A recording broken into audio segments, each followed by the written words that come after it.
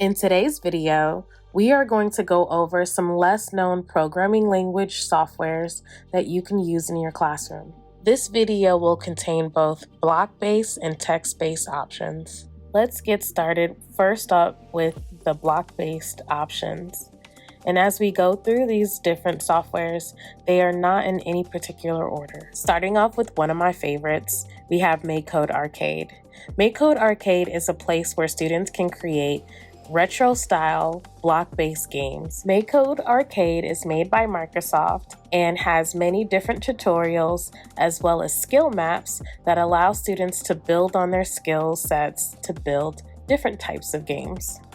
I also enjoy using MakeCode Arcade because if you would like to create your own tutorials and your own skill maps, it's also possible as a teacher to build your own curriculum in MakeCode Arcade.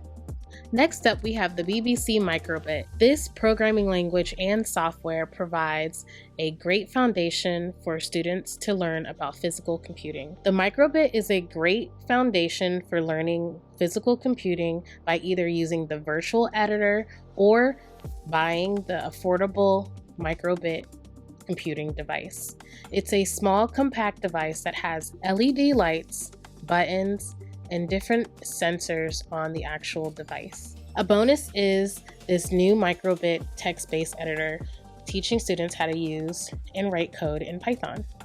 Next up is KittenBot, which has many software options such as mobile and web applications. KittenBot is a great alternative to Scratch because it has additional physical computing devices available that are not available on the original Scratch version. There are also some really cool extensions dealing with AI. Here is a bonus software called KittenCode. I stumbled upon this cool software by doing research for this video. It reminds me of Scratch and Tinker put together. Some cool features include walkthrough tutorials, AI extensions, physics engines, as well as some other cool features that are not available on Scratch. Okay, now let's jump into some text-based coding editors. First on the list is a software called Penji. Penji is a great alternative when you're looking to transition students from block-based to text-based coding because it uses a version of Python to get the students engaged. Penji uses a grid world and different types of characters to visually show students their output. This is a great approach for learners to understand how their programs are working. As students complete different assignments, they get immediate feedback as well as progress tracking and different challenges for them to grow their computer science skill set. Next up, we have one of my favorites called P5.js. This is a JavaScript library which allows students to not only learn JavaScript, but have a better understanding of how it works in a visual way.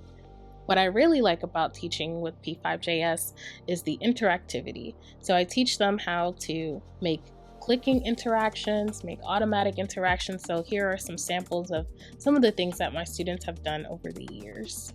Though I love P5, there is a P5 Play, which is more of a game engine for JavaScript. And so I haven't spent a lot of time with this, but I think it's a really cool option to also explore. And here is a sample of what that could look like. Next up, we have Greenfoot. Greenfoot is a great way to teach Java. As you can see, there is a pattern to what I'm talking about, which are visual editors. And so this is allowing students to make games. Here I have a bee sprite and I am moving it. It uses Java just like if you were using classes and objects. I've used this in the classroom and it's a great alternative or visual that teaches students how to use objects and create their own objects. So I highly recommend Greenfoot. Greenfoot also has its own textbook and a lot of different teaching materials. So as a teacher, you are definitely in good hands with Greenfoot.